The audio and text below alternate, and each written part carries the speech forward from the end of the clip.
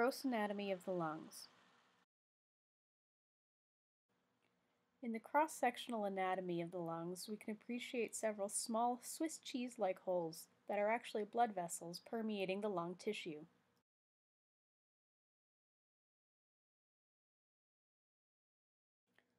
In lung histology, we can appreciate alveoli and blood vessels. It's hard to appreciate the capillaries, but they are running alongside the walls of the alveoli.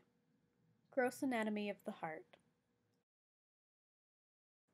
While this collection does not include a cross-section exactly at the level of the heart, in this section we can appreciate the blood vessels superior to the heart, in this case, the aortic arch and the superior vena cava.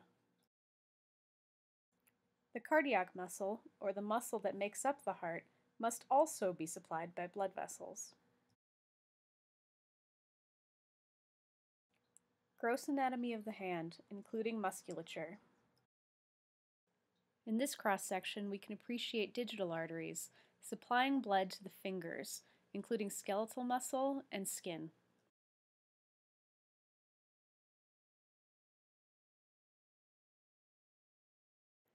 This is histology of skeletal muscle. As we zoom in, we can see a blood vessel in the lower right-hand corner.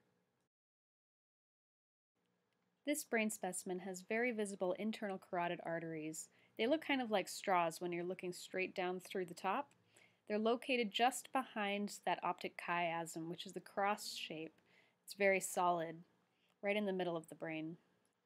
In this cross-section, we can appreciate multiple blood vessels permeating the tissue of the temporal lobe, part of the brain.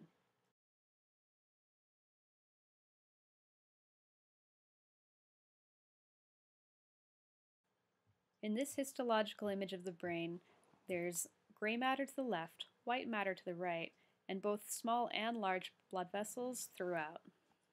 The liver is an organ of filtration, therefore blood vessels are very important in this organ. All of those circular and oblong shapes visible in the liver, yet again, are the lumen of blood vessels. In life, this of course would be filled with blood.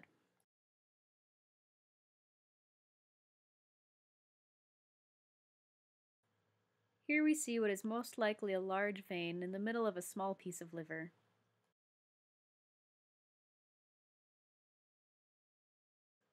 Gross anatomy of the kidney. As another organ of filtration, circulation is incredibly important to the kidneys. Here we see renal veins leaving the kidney and joining up with the inferior vena cava. In kidney histology, the most recognizable feature is called the glomerulus. It's actually a bunched up capillary through which the blood can filter out some of its toxins and concentrate them into urine.